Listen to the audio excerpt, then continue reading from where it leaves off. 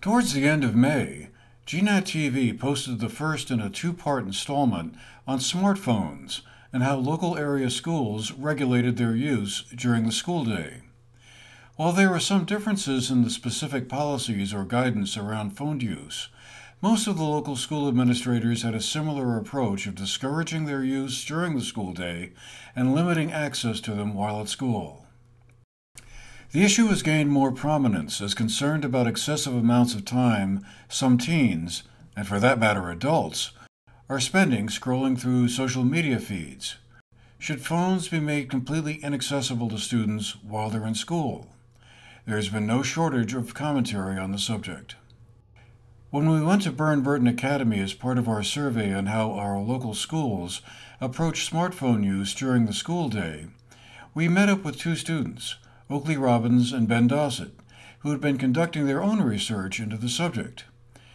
We spoke with them and Associate Head of School, Meg Kenny, and the conversation was too interesting to reduce down to a short soundbite. We are presenting the conversation here nearly in full, with only light editing, and we hope you find it as interesting as we did.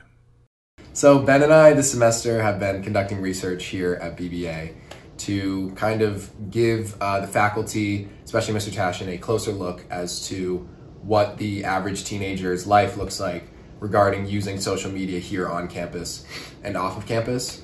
So we've been doing a lot of research, a lot of literature reviews, a lot of in-person interviews. We did a few focus groups, trying to think, we did a few surveys, just things like that to kind of conduct some research, get some data, and kind of tell them how it is. The main reason that Ben and I are doing this and not some people on his actual staff is because he's looking for teenage input. Just because the way that adults and teenagers use phones and technology is just completely different. And so he was looking to see how the way Ben and I use it and the rest of the community use it, and see how he uses it and compare them and see if it's an issue or see if it's a tool. So, what were your findings? What did you learn from after all these conversations were finished? Yeah. So right now it's actually funny because right now we are bringing all our findings together and we are about to start doing that today. But I think off the top of my head, there's been a few findings. I think one of the biggest findings was that a good amount of phone use is actually. I'll start by saying that the average phone time that we found across the BBA campus was around 4 to 5 hours, wouldn't you say? Yeah, 4 to 5 hours. And we found that a majority of that time was spent at home. Mm-hmm. It was not spent here on campus. Furthermore, what we also found is that students on average, we asked them to guess their screen time, mm-hmm. and then we actually got their actual screen time from their phone, because it's all like data that's, prevalent, to your fingertips. And we found that students on average were an hour off of, what they thought they were, what they thought their screen time was versus what it actually was. Yeah. So like there's definitely a disconnect between, the amount that students think that, a lot of the students, they also realize it is an issue. Most of the students, they said, it's an issue, and but they just have cognitive dissonance almost with that. So what did they tend to spend most of their time doing on the phones? Is it Instagram feeds or TikTok? So it's all social media mostly. Yeah, it's a majority social media. It's a lot of Instagram, TikTok, Snapchat, instant messages, Visco, Pinterest. I didn't know Pinterest was a popular one, but a good amount of people use Pinterest. I think we found it was mostly on Instagram and TikTok. Those were despite having lower notifications for TikTok, people stayed on TikTok for way longer, and that was the #1 screen time. Just those two. Yeah. What's up? YouTube. Well, YouTube. I think YouTube's interesting because YouTube and Instagram and TikTok kind of achieve the same thing, but TikTok and Instagram garner more viewers and more usership because it's instant gratification. Yeah. It's you swipe and you see a 15-second video of the one thing you really love, then you swipe again and it's another 15-second video of something you really love, while YouTube is more of a 15-minute video where you have to really wait to get that gratification from it. And so it's so much easier when you just have 5 minutes to just boom, pull out the phone and swipe and watch 100 different videos in a matter of 15 minutes and then put it down and go do whatever you're going to do. Yeah, like I know every time I'm on YouTube, it's like some sort of documentary or something. Like I'm learning something. It's not just like this kind of brainless, like doom scrolling is what they call it. That's like the term now. Just doom scrolling. It's like it has no benefit and just like So what do you think is the attraction to all of that? I mean, is it just like you said, instant gratification? But I mean, do you want to learn something about, or is it just sort of whatever happens to be on? I mean, I'm just trying to figure out what makes that so powerful. The social media? Yeah. Well, I think everybody's reason for having social media is because their friends have it. And it's a way of communication and a way of connection. And it's a way to feel part of a community. And so while a majority of the time is used for mindlessly scrolling through random videos that mean nothing, there is also the piece of Ben just posted his win about his track meet, and I want to congratulate him, and I just figured that out, and that's so awesome. And I don't know, I ran like a 5K, and I want to post about that, and I want everyone to know. And so there's so much more you can do on social media, even though it's utilized for doom scrolling and the worst part of it. Well, we've found that, I mean, social media, you know, not in excess, you know, a healthy amount of social media actually is good for students, you know, where it doesn't, where you get to contact with your friends all over the world, and, you know, I can talk to my aunt that's in Denmark and all that sort of stuff. But the issue really lies is when, you know, you start the scrolling. So it's like you see, you know, your friend's feed, and it prompts you to swipe up, and you just keep swiping up, and like, you don't really get anything from your feed, really.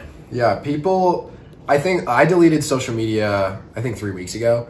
And I think what was just stopping me from deleting it originally was just the fear of missing something. Like I was just going to miss a big event, or I was going to miss the next thing, or I was going to be out of the loop.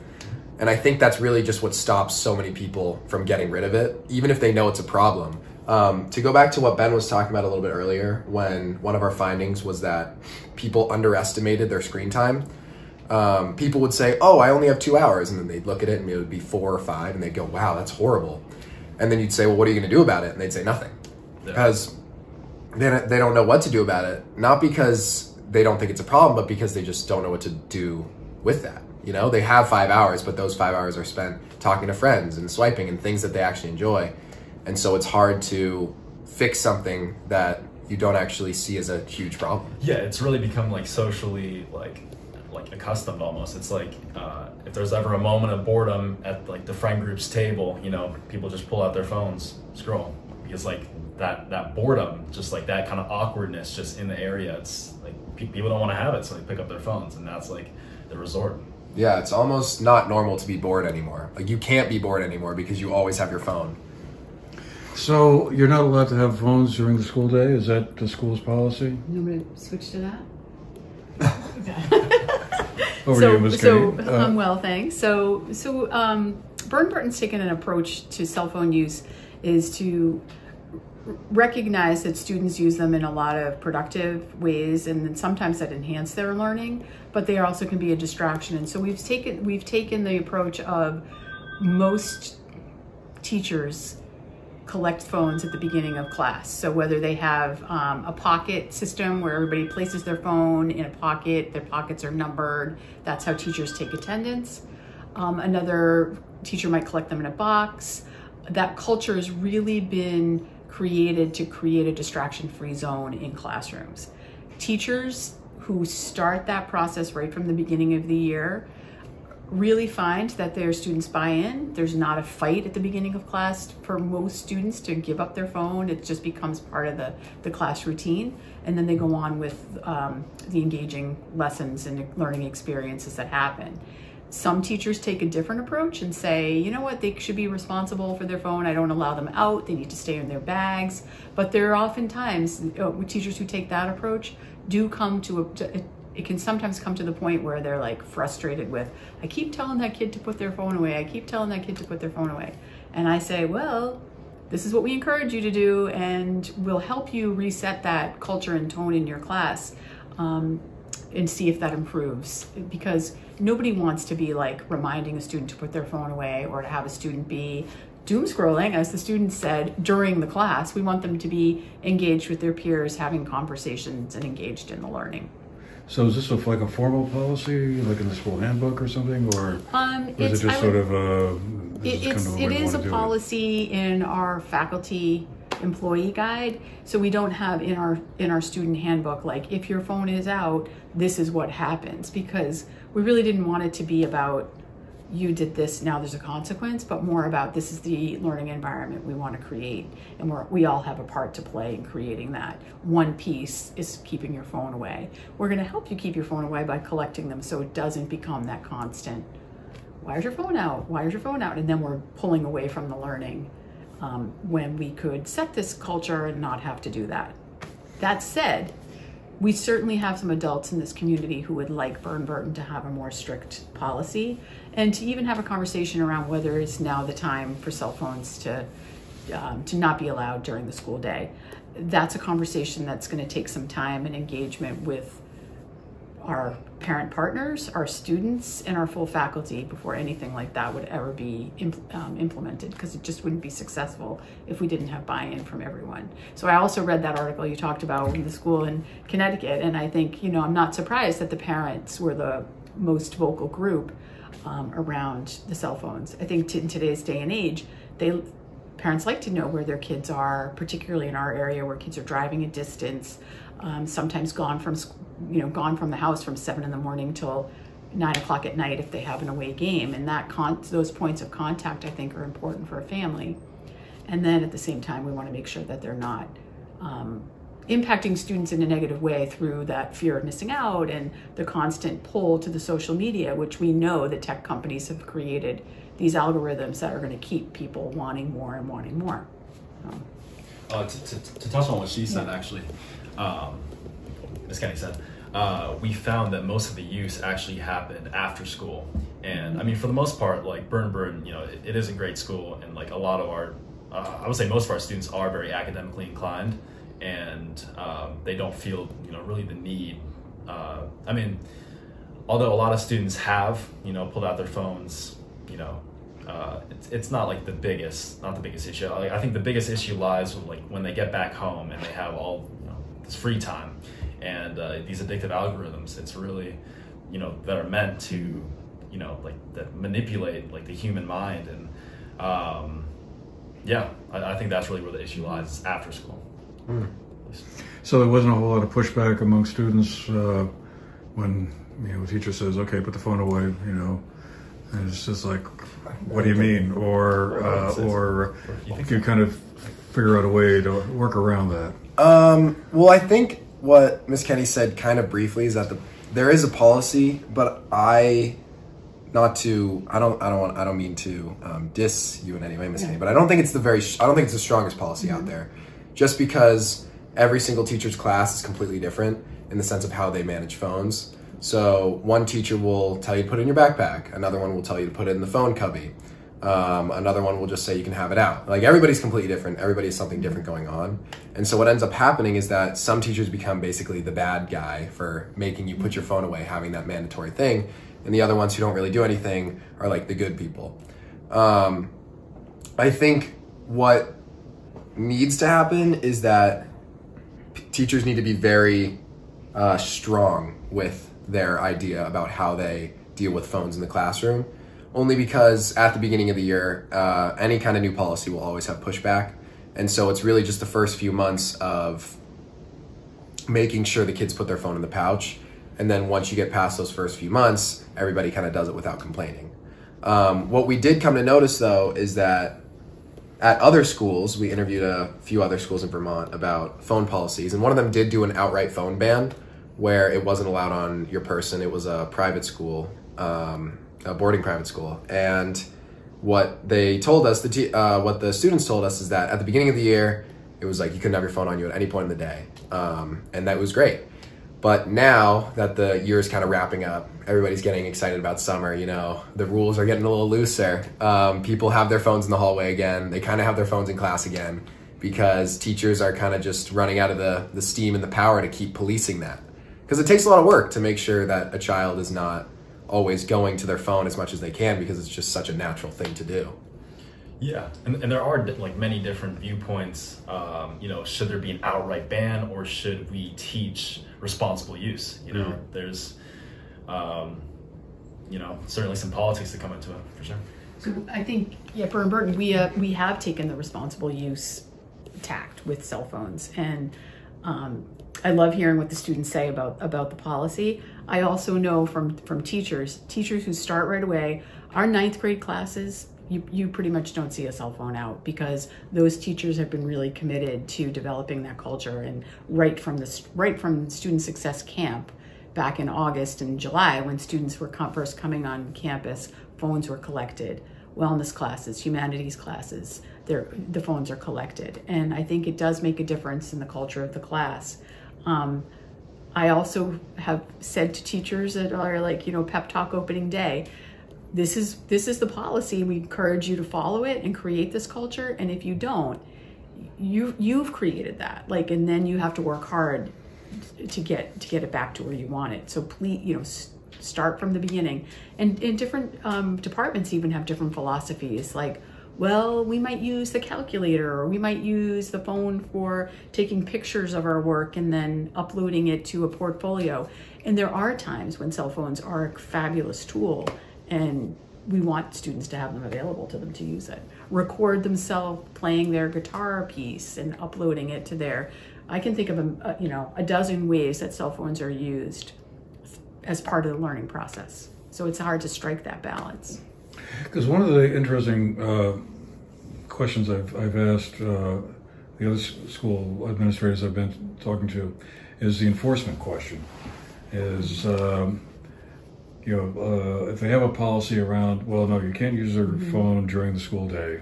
You do whatever you want afterwards or before school. But how do you enforce it? And that's always been kind of the hardest part. But it sounds like you have a much more, what's the right word, flexible approach. And I guess you I think find that works. Enforceability is the challenge, because our deans and our teachers would, you know, if we allow them on campus, but we say you can't ever use them, that becomes all about enforcement. And then how does that detract from the learning? And I really say, like, the adults who have taken this approach of like, yeah, we're committed to the cell phone free space while we're in class. It's a cell phone free space, and it works. But again, if there's a better way, we're always open to exploring that and seeing how it could benefit students. So when will this project that you guys have been working on will be final? So how the project ends is Ben and I, basically school's over in 3 weeks from now, I'm pretty sure. And so Ben and I will create a presentation, kind of putting all of our research and knowledge together and kind of the process of how we did it, what we came away with, and just a few recommendations for the school into a presentation. And I'm pretty sure we're going to present that to a few people for sure. Do you anticipate one of your recommendations will be a stricter policy, and what might be included in that policy? We'll have multiple, you know, different recommendations and, you know, pros and cons. But yeah, one of them, I mean, Oakley's more fond of the yonder pouches than I am. Well, that's a whole other thing for another time. But I think a stricter phone policy will definitely be one of the recommendations. I think to say here and now, just one thing that I've definitely noticed and will take away is that I think phones are coming into our lives a lot sooner than they used to. I think kids are starting to get phones in 5th, 4th grade even.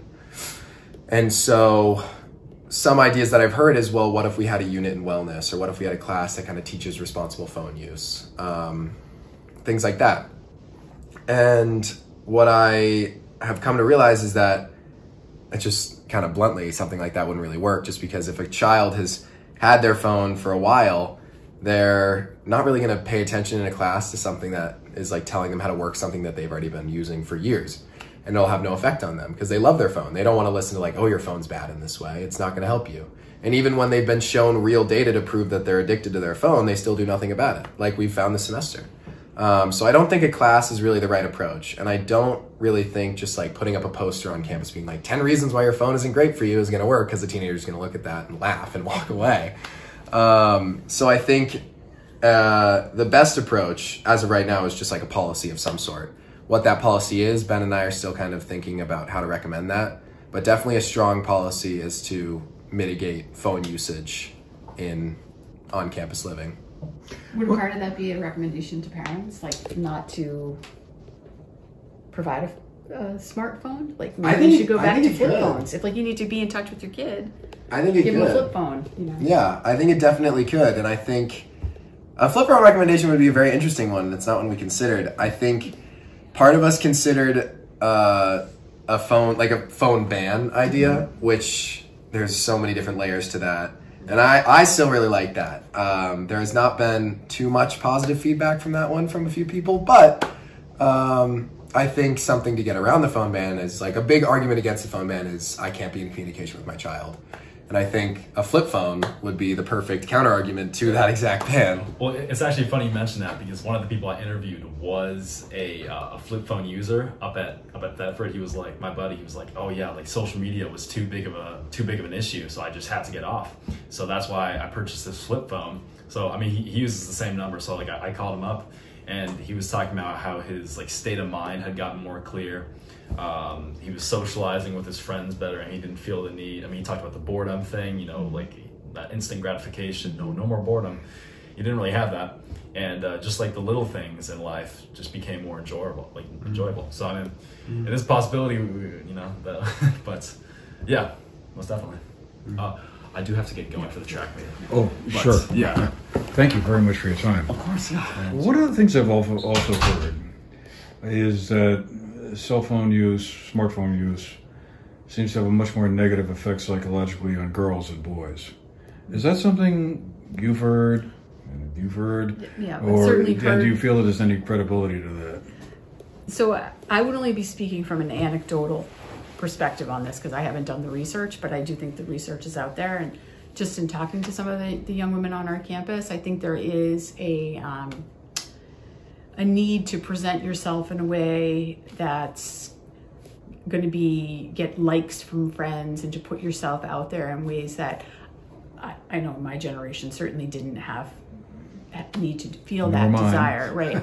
And I think that can be challenging in terms of their own self-esteem and seeing unrealistic portrayal of what it's like to be a teen, and you're always trying to measure up against that. So I think the social media way of life is not the accurate way of life of a teen, and sometimes it's hard to remember that when then you're just confronted by reel after reel of this TikTok video or this Instagram post, and you think that is the reality, and it does sort of then distort what it means to grow up in today's society and how to be a healthy young person. Did you encounter anything like that in the course of your research? Well, I had two older sisters who grew up with social media, so I think that kind of helped with my understanding of this. I would say that I also have not done very specific research. I have more anecdotal evidence as well. But what I have come to realize is that because social media is so vast and there's so much going on there you will be able to find a lot of people your age that are just very good looking. And it's very easy to just kind of follow that person and keep up to date with what they're doing. And I don't know how, but usually the most good looking people on social media are also doing the most interesting things. And what will happen is that most commonly, more commonly, young women are seeing these girls similar in age to them going to these crazy places or doing these crazy things while also looking really great. And you'll have that kind of stuff being backed up by other men posting videos being like, oh, this girl is so attractive, or commenting and saying this girl is so pretty, and everybody else is saying this girl is so pretty. And so I think a lot of young women are bombarded just with a completely unrealistic beauty standard of what it means to be someone. And it really kind of boils down to, if you want to look like those people, you have to do very drastic things.